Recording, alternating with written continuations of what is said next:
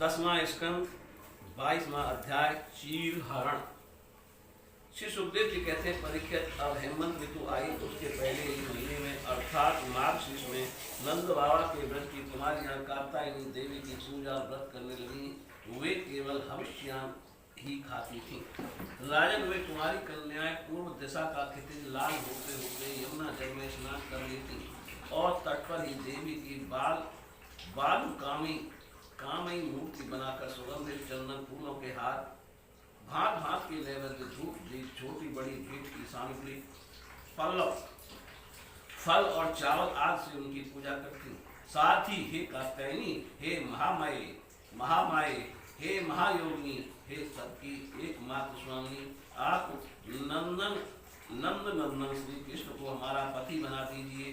देवी, हम आपके चरणों में नमस्कार करती हैं। इस मंत्र का जप करती हुई वे कुमारियां देवी की आराधना करती। इस प्रकार कुमारियों ने, जिनका मन श्री कृष्ण पर निछावर हो चुका था, इस संकल्प के साथ 1 महीने तक भद्रकाली की भली भांति पूजा की कि नंदन श्याम सुंदर ही हमारे पति हों। वे प्रतिदिन उषा काल में ही नाम ले लेकर एक दूसरी सखी को पुकार लेती और परस्पर हाथ में हाथ डालकर ऊंचे स्वर से भगवान श्री कृष्ण की लीला तथा नामों का गान करती हुई यमुना जल में स्नान करने के लिए जाती। एक दिन सब कुमारियों ने प्रतिदिन की भांति यमुना जी के तट पर जाकर अपने अपने वस्त्र फाड़ दिए और भगवान श्री कृष्ण के गुणों का गान करते हुए बड़े आनंद से जल क्रीड़ा करने लगी।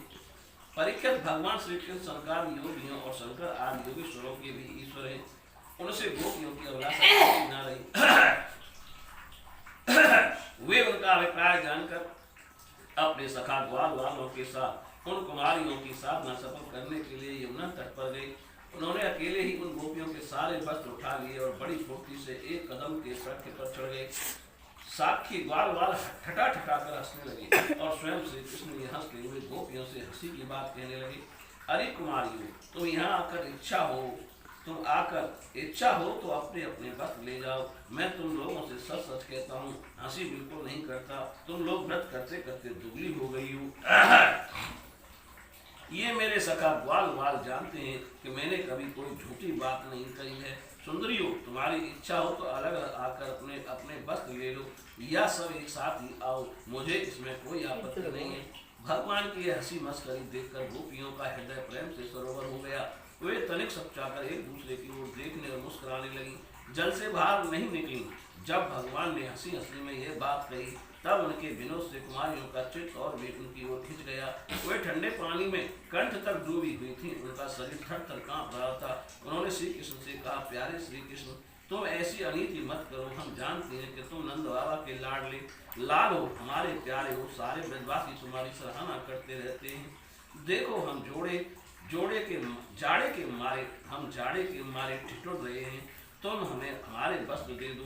प्यारे श्याम सुंदर, हम तुम्हारी दासी हैं। तुम जो कुछ कहोगे उसे हम करने को तैयार हैं। तुम तो धर्म का मर्म भली भांति जानते हो। हमें कष्ट मत दो, हमारे वस्त्र हमें दे दो, नहीं तो हम जाकर नंद बाबा से कह देंगे।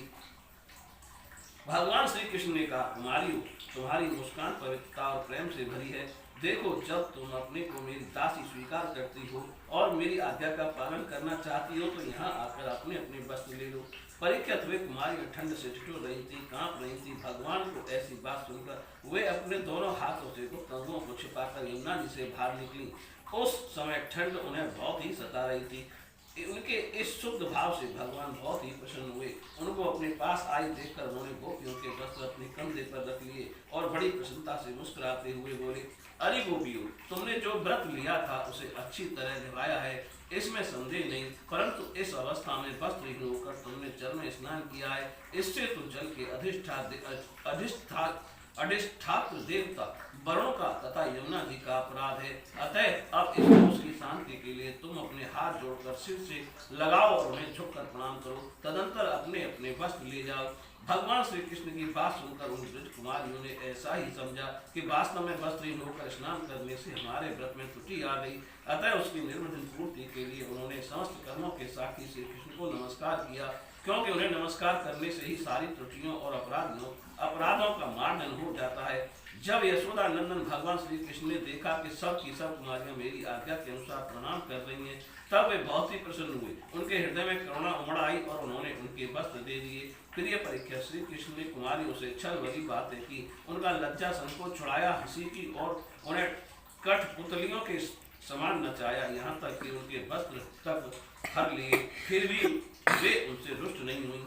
उनकी उन चेष्टाओं को दोष नहीं माना, बल्कि अपने प्रियतम के संग वे और भी प्रसन्न हुई। परीक्षित गोपियों ने अपने अपने वस्त्र पहन लिए, परंतु श्री कृष्ण ने उनके चित्त को इस प्रकार अपने बस में कर रखा था कि वहां से एक पग भी न चल सकी। अपने प्रियतम के समागम के लिए सजकर वे उन्हीं की ओर नजीली चितवन से निहारती रही। भगवान श्री कृष्ण ने देखा कि उन कुमारियों ने उनके चरण कमलों के स्पर्श की कामना से ही व्रत धारण किया है और उनके जीवन का यही एकमात्र संकल्प है। तब गोपियों के प्रेम के अधीन होकर उखल तक में बंध जाने वाले भगवान ने उनसे कहा, मेरी परम प्रेयसी कुमारियों, मैं तुम्हारा यह संकल्प जानता हूँ कि तुम मेरी पूजा करना चाहती हो। मैं तुम्हारी इस अभिलाषा का अनुमोदन करता हूँ। तुम्हारा यह संकल्प सत्य होगा, तुम मेरी पूजा कर सकोगी। जिन्होंने अपना मन और प्राण मुझे समर्पित कर रखा है, उनकी कामनाएं उन्हें सांसारिक भोगों की ओर ले जाने मैं समर्थ नहीं होती। ठीक वैसे ही जैसे भुने या उबाले हुए बीज फिर अंकुर के रूप में उगने के योग्य नहीं रह जाते, इसलिए कुमारियों, अब तुम अपने अपने घर लौट जाओ। तुम्हारी साधना सिद्ध हो गई। तुम आने वाली सब ऋतु की रात्रियों में मेरे साथ विहार करोगी। सतियों, इसी उद्देश्य से तुम लोगों ने यह व्रत और कात्यायनी देवी की पूजा की थी। श्री सुखदेव जी कहते हैं, परीक्षित, भगवान की यह आज्ञा पाकर वे कुमारियां भगवान श्री कृष्ण के चरण कमलों का ध्यान करती हुई जाने की इच्छा न होने पर भी बड़े कष्ट से ब्रज में गई। अब उनकी सारी कामनाएं पूर्ण हो चुकी थी, वो पूर्ण हो चुकी थी।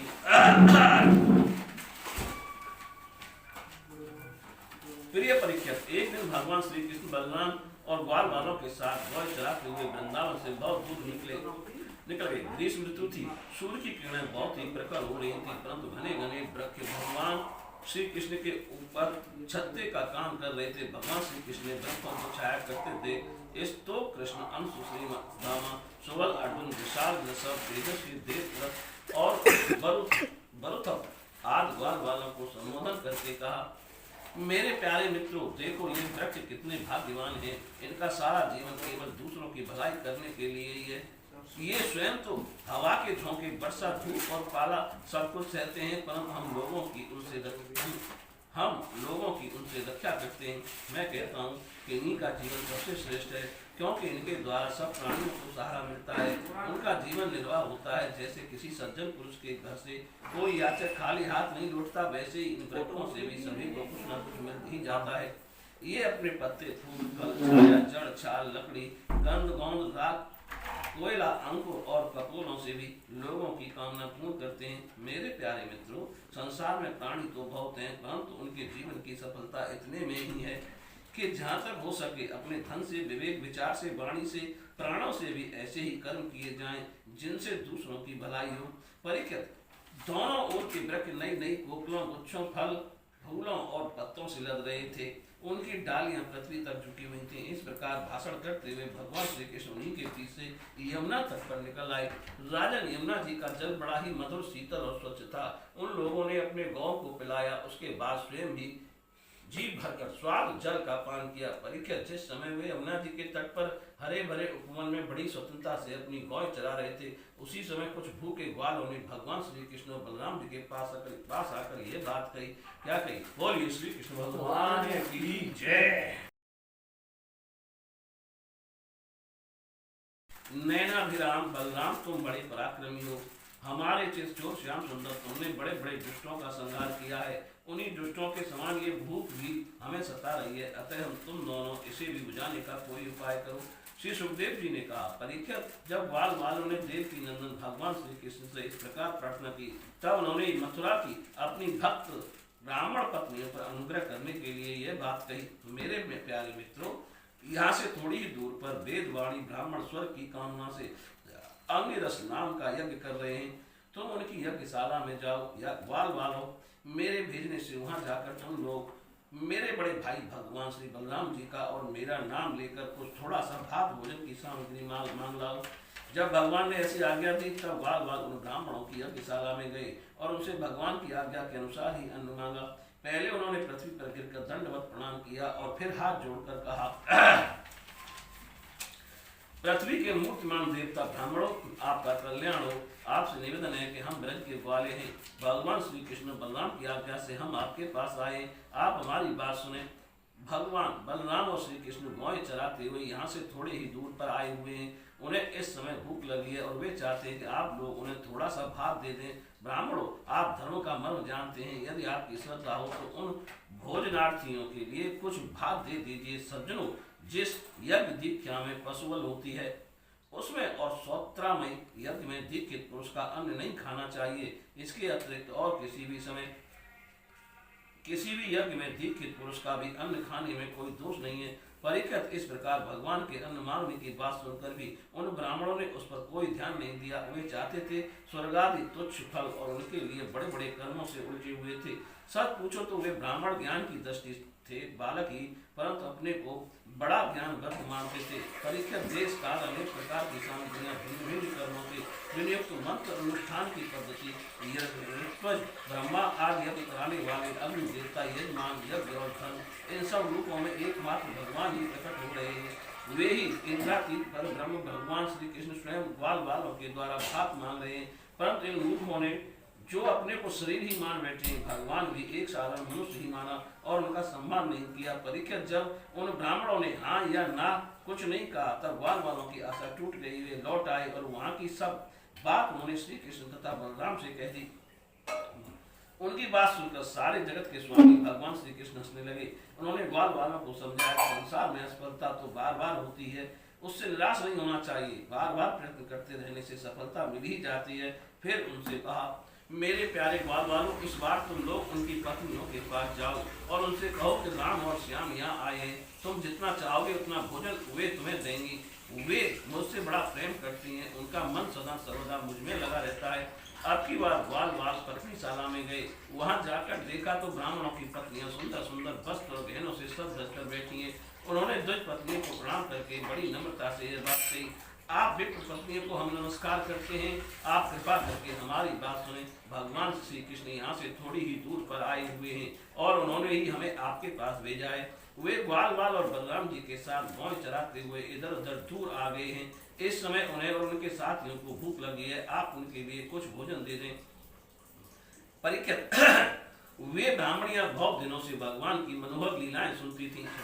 उनका मन उनमें लग चुका था। वे सदा सर्वदा इस बात के लिए उत्सुक रहती कि किसी प्रकार श्री कृष्ण के दर्शन हो जाए। श्री कृष्ण के आने की बात सुनते ही वे तावली हो गई। उन्होंने बर्तनों में अत्यंत स्वादिष्ट और हितकर भक्ति भोज्य ले और चोष्य चारों प्रकार की भोजन सामग्री ले ली तथा भाई बंधु पति पुत्रों के रोकते रहने पर भी प्रियतम भगवान श्री कृष्ण के पास जाने के लिए घर से निकल पड़ी।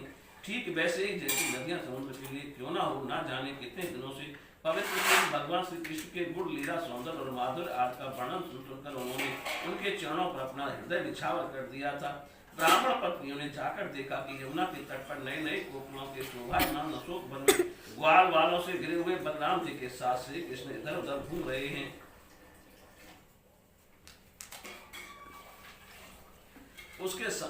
उनके सामने शरीर पर सुनहरा पीतांबर झिलमिला रहा है, गले में वनमाला लटक रही है, मस्तक पर मोर पंख मुकुट है, अंग अंग में रंगीन धातुओं से चित्रकारी कर रखी है। नए नए कोपलों के गुच्छे शरीर में लगाकर नटका सा भेष बना रखा है। एक हाथ अपने सखा ग्वाल बाल के कंधे पर रखे हुए हैं और दूसरे के हाथ से कमल का फूल नचा रहे।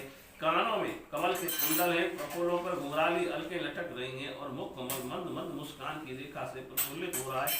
परीक्षित अब तक अपनी प्रियतम श्याम सुंदर के गुण और लीलाएं अपने कानों से सुन सुनकर उन्होंने अपने मन को उन्हीं के प्रेम के रंग में रंग डाला था, उसी में सरोवर कर दिया था। अब नेत्रों के मार्ग से उन्हें भीतर ले जाकर बहुत देर तक वे मन ही मन उनका आलिंगन करती रही और इस प्रकार उन्होंने अपने हृदय की जलन शांत की। ठीक वैसे ही जैसे जागृत और स्वप्न अवस्था की वृत्तियां यह मैं यह मेरा इस भाव में जलती रहती हैं, परंतु सुषुप्ति अवस्था में उसके अभिमानी प्राज्ञ प्राज्ञ को पाकर उसमें लीन हो जाती हैं और उनकी सारी जलन मिट जाती है।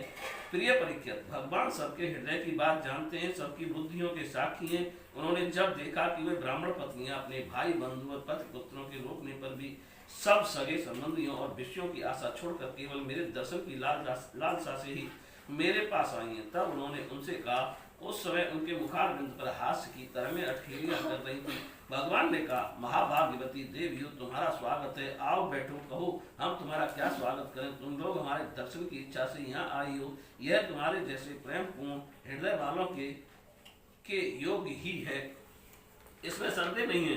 संसार में अपनी सच्ची भलाई को समझने वाले जितने भी बुद्धिमान पुरुष हैं, वे अपने प्रियतम के समान ही मुझसे प्रेम करते हैं, और ऐसा प्रेम करते हैं जिससे किसी प्रकार की कामना नहीं रहती, जिसमें किसी प्रकार का व्यवधान, संकोच, छिपाव, दुविधा या द्वेष नहीं होता। प्राण, बुद्धि, मन, शरीर, स्वजन, स्त्री, पुत्र और धन आज संसार की सभी वस्तुएं जिसके लिए और जिसकी सानंद से प्रिय लगती हैं, उस आत्मा से, परमात्मा से, मुझ श्री कृष्ण से बढ़कर और कौन प्यारा हो सकता है। इसलिए तुम्हारा आना उचित ही है। मैं तुम्हारे प्रेम का अभिनंदन करता हूँ, परंतु अब तुम लोग मेरा दर्शन कर चुकी, अब अपनी यज्ञशाला में लौट जाओ। तुम्हारे पति ब्राह्मण गृहस्थ हैं, वे तुम्हारे साथ मिलकर ही अपना यज्ञ पूर्ण कर सकेंगे। ब्राह्मण पत्नियों ने कहा, अंतर्यामी श्याम सुंदर, आपकी यह बात निष्ठुरता से पूर्ण है, आपको ऐसी बात नहीं कहनी चाहिए। श्रुतियाँ कहती हैं कि जो एक बार भगवान को प्राप्त हो जाता है, उसे फिर संसार में नहीं लौटना पड़ता।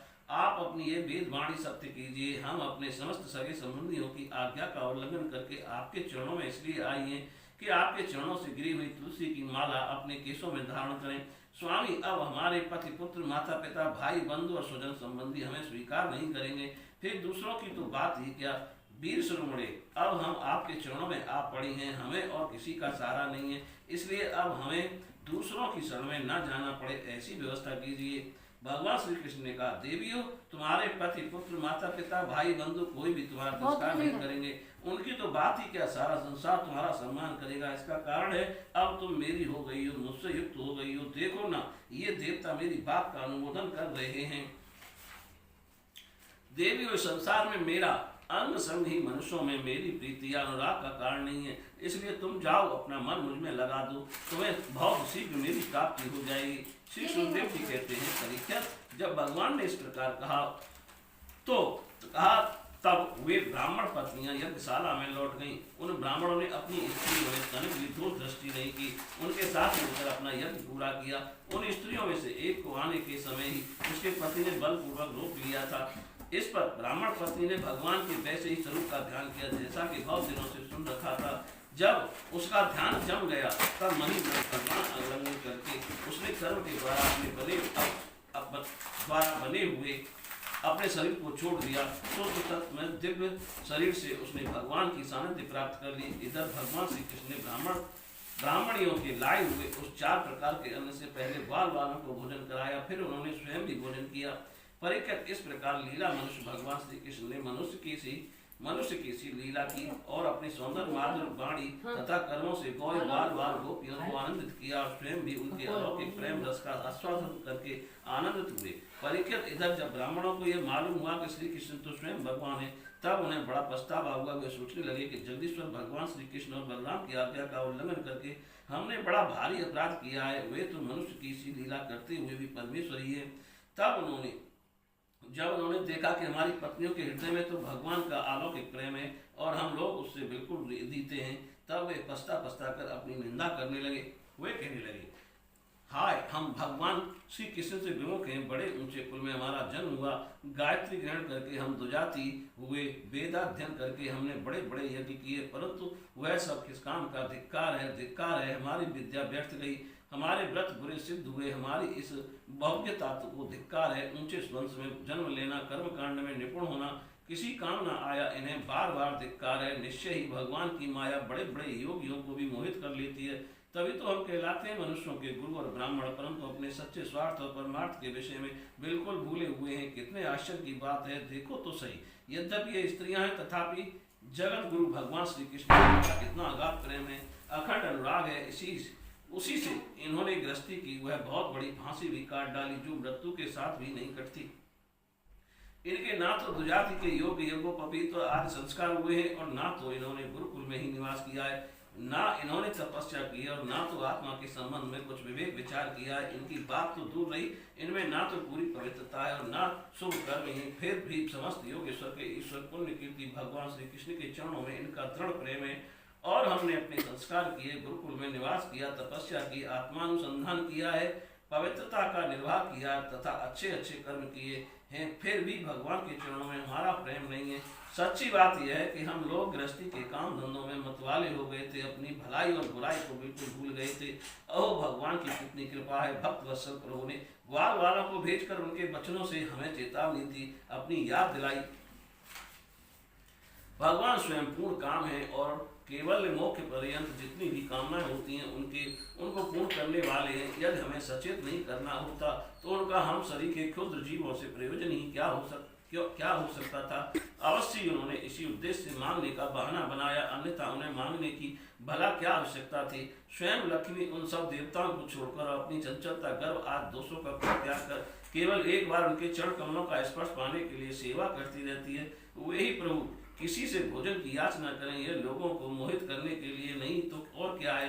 देश काल पृथक पृथक सामग्रियां उन कर्मों में विनियुक्त मंत्र निष्ठान की पद्धति, ऋत्विज, अग्नि, देवता, यजमान, यज्ञ और धर्म सब भगवान के ही स्वरूप हैं। वे ही योगेश्वरों के भी ईश्वर भगवान विष्णु स्वयं श्री कृष्ण के रूप में यदुवंशियों में अवतीर्ण हुए हैं। यह बात हमने सुन रखी थी, परंतु हम इतने मूढ़ हैं कि उन्हें पहचान ना सके। यह सब होने पर भी हम धन्याति धन्य हैं, हमारे अहोभाग्य हैं।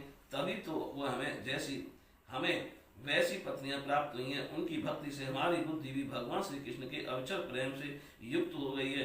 प्रभु आप अनिश्चित और अनंत ऐश्वर्यों के स्वामी हैं। श्री कृष्ण आपका ज्ञान अबाध है। आपकी ही माया से हमारी बुद्धि मोहित हो रही है और हम कर्मों के पचड़े में भटक रहे हैं। हम आपको नमस्कार करते हैं। वे आज पुरुषोत्तम भगवान श्री कृष्ण हमारे इस अपराध को क्षमा करें, क्योंकि हमारी बुद्धि उनकी माया से मोहित हो रही है और हम उनके प्रभाव को न जानने वाले अज्ञानी हैं।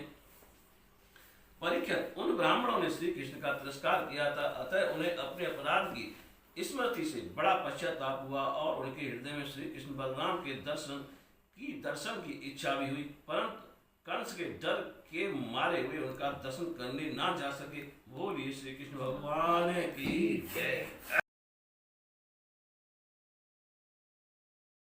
10वां स्कंद 24वां अध्याय, इंद्र यज्ञ निवारण। श्री सुखदेव जी कहते हैं, परीक्षित भगवान श्री कृष्ण बलराम जी के साथ वृंदावन में रहकर अनेकों प्रकार की लीलाएं कर रहे थे। उन्होंने एक दिन देखा कि वहां के सब गोप इंद्र यज्ञ करने की तैयारी कर रहे हैं। भगवान श्री कृष्ण सबके अंतर्यामी और सर्वज्ञ, उनसे कोई बात छिपी नहीं थी, वे सब जानते थे। फिर भी विनयावनत होकर उन्होंने नंद बाबा आज बूढ़े बड़े गोपों से पूछा, पिताजी आप लोगों के सामने ये कौन सा बड़ा भारी काम, कौन सा उत्सव आप पहुंचा, इसका फल क्या है, किस उद्देश्य से कौन लोग इन साधनों के द्वारा ये यज्ञ किया करते हैं। पिताजी आप मुझे यह अवश्य बतलाइए, आप मेरे पिता हैं और मैं आपका पुत्र। यह बातें सुनने के लिए मुझे बड़ी उत्कंठा भी है। पिताजी, जो संत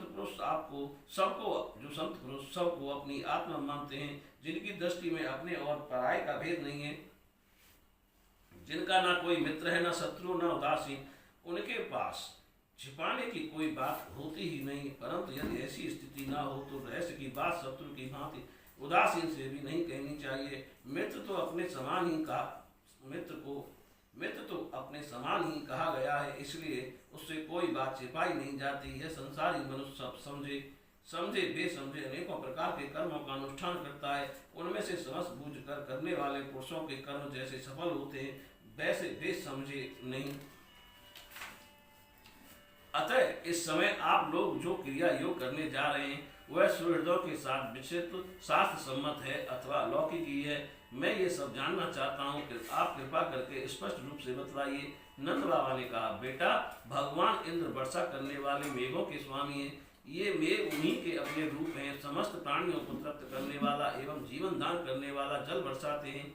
मेरे प्यारे पुत्र, हम और दूसरे लोग भी उन्हीं मेघ पति भगवान इंद्र की यज्ञों के द्वारा पूजा किया करते हैं। जिन सामग्रियों से यज्ञ होता है वे भी उनके बरसाए हुए शक्तिशाली जल से ही उत्पन्न होती हैं। उनका यज्ञ करने के बाद जो कुछ बच रहता है उसी अग्नि से हम सब मनुष्य अर्थ धर्म काम रूप काम त्रिवर्ग की सिद्धि के लिए अपना जीवन निर्वाह करते हैं।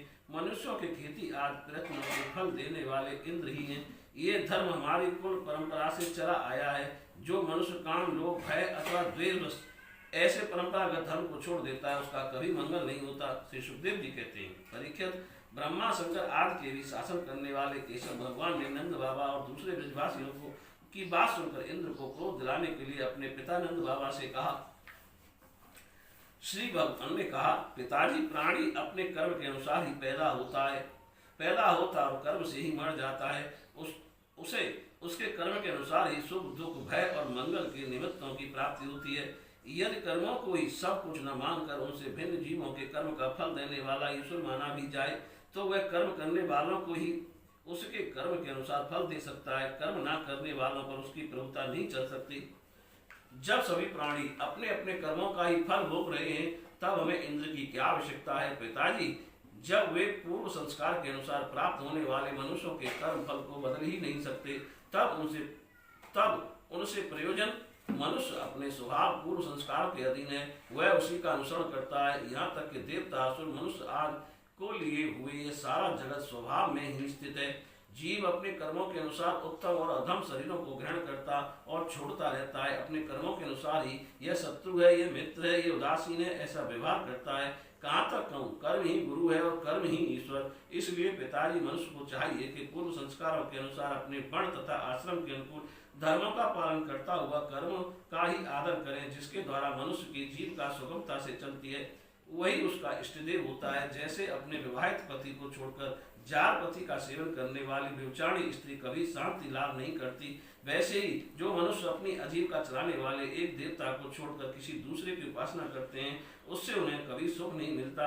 ब्राह्मण वेदों के अध्ययन अध्यापन से, क्षत्रिय पृथ्वी पालन से, वैश्य वार्तावृत्ति से और शूद्र ब्राह्मण, क्षत्रिय और वैश्यों की सेवा से अपनी जीविका का निर्वाह करें। शूद्र, ब्राह्मण, क्षत्रिय और वैश्यों की सबसे जीविका निर्वाह करें। वैश्यों की वार्तावृत्ति 4 प्रकार की है: कृषि, वाणिज्य, गौरक्षा और ब्याज लेना। हम लोग उन चारों में से एक केवल गौपालन ही सदा से करते आए हैं। पिताजी, इस संसार की स्थिति, उत्पत्ति और अंत के कारण क्रम से सत्वगुण, रजोगुण और तमोगुण है। ये विविध प्रकार का संपूर्ण जगत स्त्री पुरुष के संयोग से रजोगुण के द्वारा उत्पन्न होता है।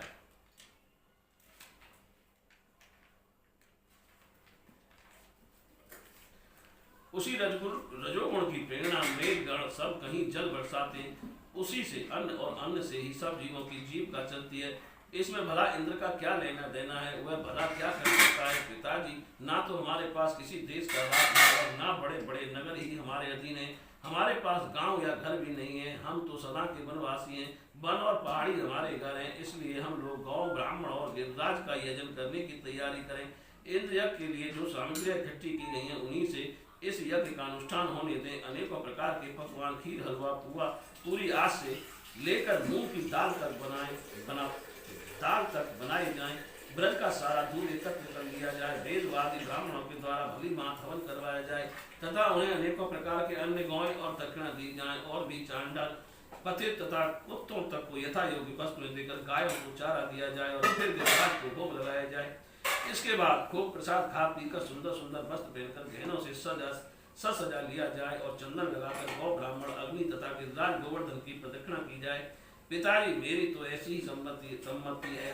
यदि आप लोगों को रुचे तो ऐसा ही कीजिए। ऐसा यज्ञ गौ, ब्राह्मण और गिरिराज को भी प्रिय होगा ही, मुझे भी बहुत प्रिय है। श्री सुखदेव जी कहते हैं, परीक्षित, कालात्मा भगवान की इच्छा थी कि इंद्र का घमंड चूर चूर कर दें। नंद बाबा आदि गोपों ने उनकी बात सुनकर बड़ी प्रसन्नता से स्वीकार कर ली।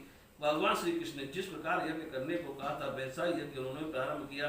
पहले ब्राह्मणों से स्वास्थ्य वाचन कराकर उसी सामग्री से गिरिराज और ब्राह्मणों को सादर भेंटें दी तथा गौ को हरी हरी घास खिलाई। इसके बाद नंद बाबा आदि गोपों ने गौ को आगे करके गिरिराज की प्रदक्षिणा की।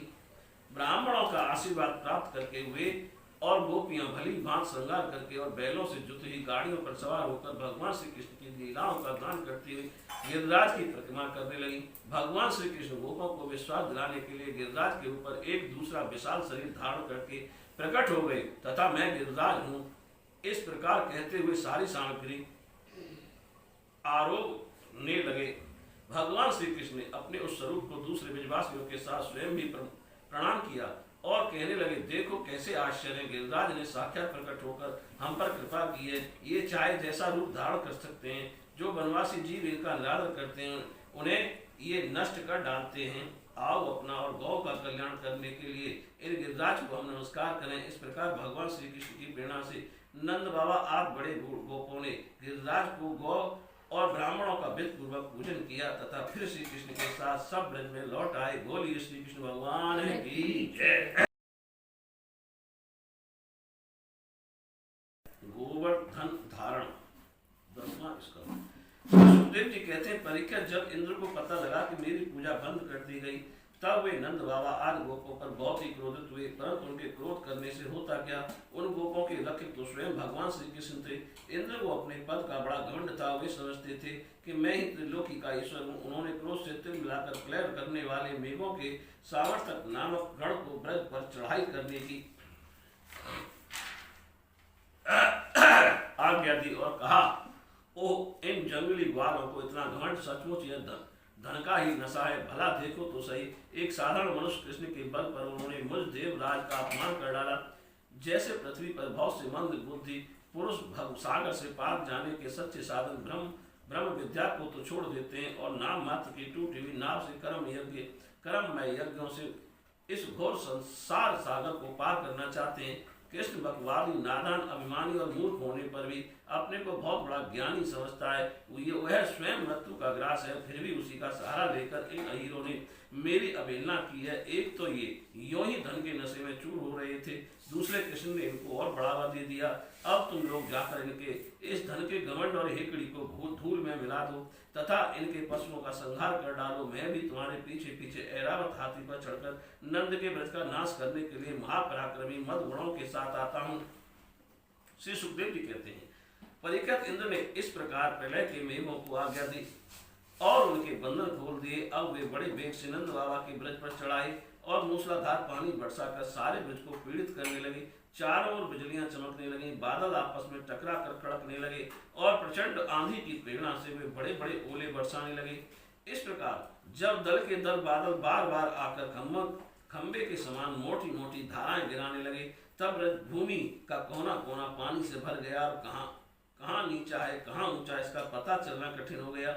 इस प्रकार मूसलाधार वर्षा तथा झंझावत के झपाटे से जब एक एक पशु ठिठुरने और कांपने लगा, ग्वाल और ग्वालिने भी ठंड के मारे अत्यंत व्याकुल हो गई।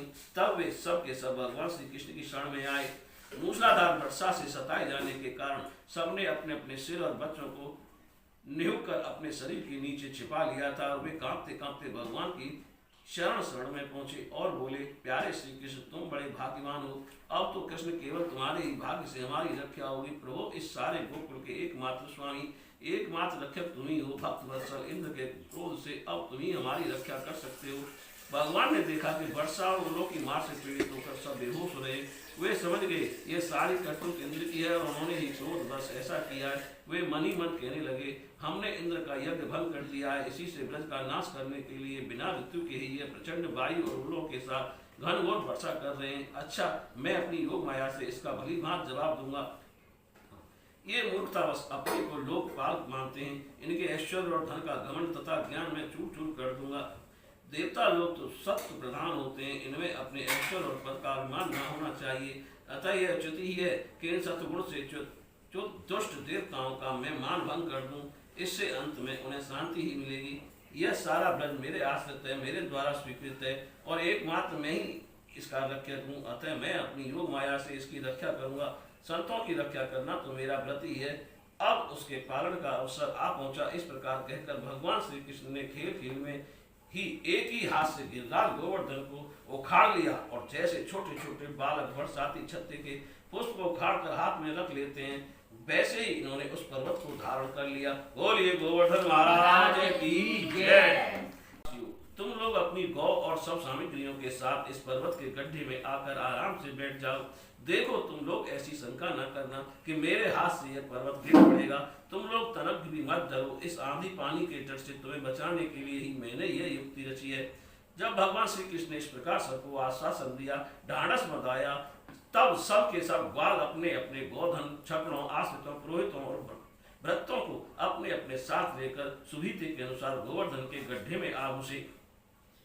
भगवान श्री कृष्ण ने सब ब्रजवासियों को देखते देखते भूख, प्यास की पीड़ा, आराम, विश्राम की आवश्यकता आज सब कुछ बुलाकर 7 दिन तक लगातार उस पर्वत को उठाए रखा। वे एक डग भी वहां से इधर उधर नहीं हुए। श्री कृष्ण की योग माया का यह प्रभाव देखकर इंद्र के आश्चर्य का ठिकाना न रहा। अपना संकल्प पूरा न होने के कारण उनकी सारी हिकड़ी बंद हो गई, वे भौंचक के से रह गए। इसके बाद उन्होंने मेघों को अपने आप वर्षा करने से रोक दिया। जब गोवर्धनधारी भगवान श्री कृष्ण ने देखा कि यह भयंकर आंधी और घनघोर वर्षा बंद हो गई, आकाश से बादल छट गए और सूर्य दिखने लगे, तब लोगों ने गोपों से कहा, मेरे प्यारे गोपों, अब तुम लोग निडर हो जाओ और अपनी स्त्रियों, गोधन तथा बच्चों के साथ बाहर निकल जाओ।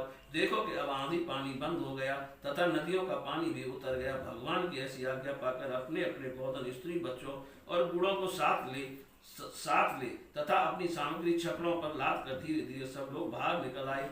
सब शक्तिमान भगवान श्री कृष्ण ने सब प्राणियों को देखते देखते खेल खेल में गिरिराज को पूर्ववत उसके स्थान पर रख दिया। ब्रजवासियों का हृदय प्रेम के आवेग से भर रहा था। पर्वत को रखते ही वे भगवान श्री कृष्ण के पास दौड़ आए। कोई उन्हें हृदय से लगाने और कोई चूमने लगा। सबने उनका सत्कार किया। बड़ी बड़ी गोपियों ने बड़े आनंद और स्नेह, दही, चावल, जल आदि से उनका मंगल तिलक किया और उन्मत्त हृदय से शुभ आशीर्वाद दिए। यशोदा रानी, रोहिणी जी, नंद बाबा और बलवानों में श्रेष्ठ बलराम जी ने स्नेहातुर होकर श्री कृष्ण को हृदय से लगा लिया तथा आशीर्वाद दिए। परीक्षित उस समय आकाश में स्थित देवता, साध्य, सिद्ध, गंधर्व, चारण आदि प्रसन्न होकर भगवान की स्तुति करते हुए उन पर फूलों की वर्षा करने लगे। राजन स्वर्ग में देवता लोग शंख, नौबत बजाने लगे। तुम्बरु आदि गंधर्व राज भगवान की मधुर लीला का गान करने लगे। इसके बाद भगवान श्री कृष्ण ब्रज की यात्रा की। उनके बगल में बलराम भी चल रहे थे और उनके प्रेमी ग्वाल वाल उनकी सेवा कर रहे थे।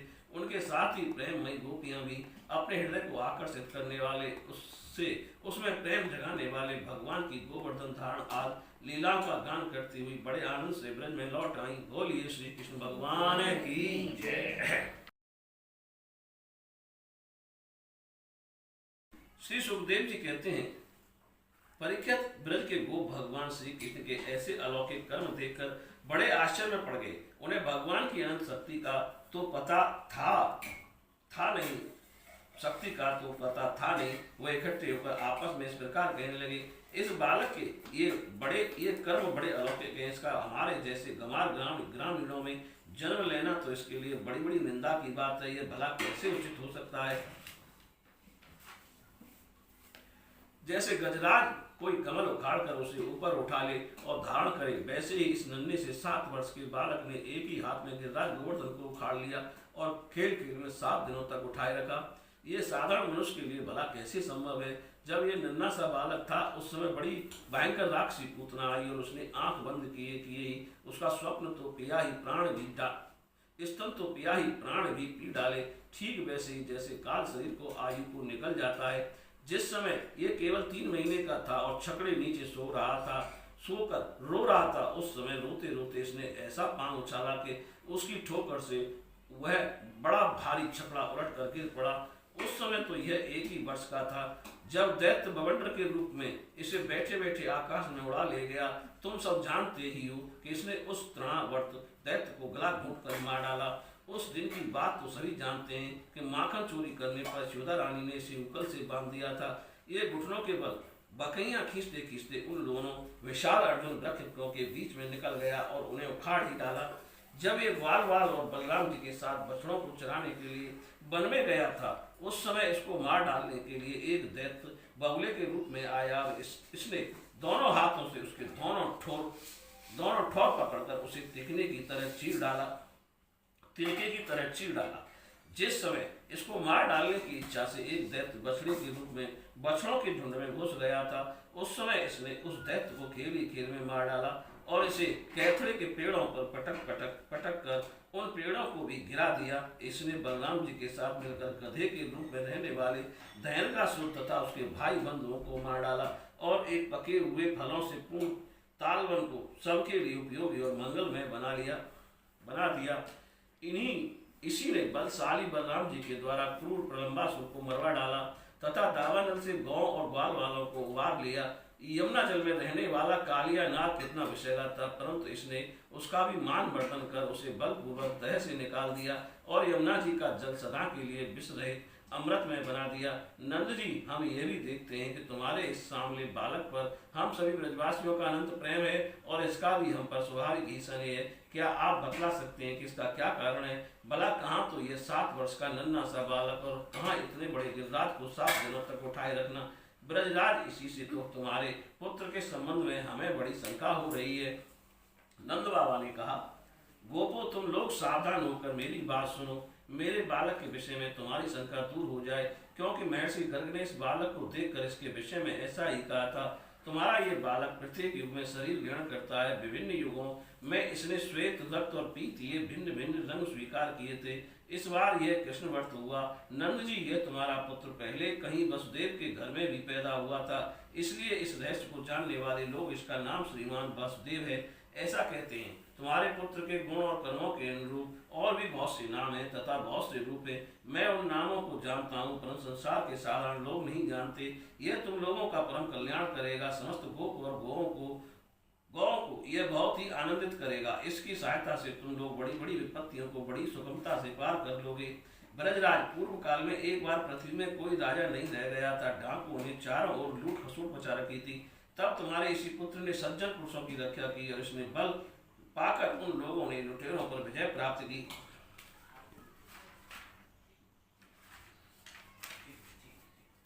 नंद बाबा जी, तुम्हारे इस सामने शिशु से प्रेम करते हैं वे बड़े भाग्यवान हैं। जैसे विष्णु भगवान के कर कमलों की छत्र छाया में रहने वाले देवताओं को असुर नहीं जीत सकते, वैसे ही इससे प्रेम करने वालों को भीतर या बाहरी किसी भी प्रकार के शत्रु नहीं जीत सकते। नंद जी, चाहे जिस दृष्टि से देखें, गुण से, ऐश्वर्य से, सौंदर्य से, कीर्ति और प्रभाव से तुम्हारा बालक स्वयं भगवान नारायण के ही समान है। अतः इस बालक के अलौकिक कार्यों को देखकर आश्चर्य न करना चाहिए। गौप, मुझे स्वयं गर्गाचार्य जी आदेश देकर अपने घर चले गए।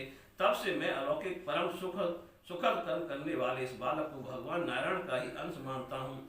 जब ब्रजवासियों ने नंद बाबा के मुख से गर्ग जी की यह बात सुनी, तब उनका विस्मय जाता रहा, क्योंकि अब वे अमित तेजस्वी श्री कृष्ण के प्रभाव को पूर्ण रूप से देख और सुन चुके थे।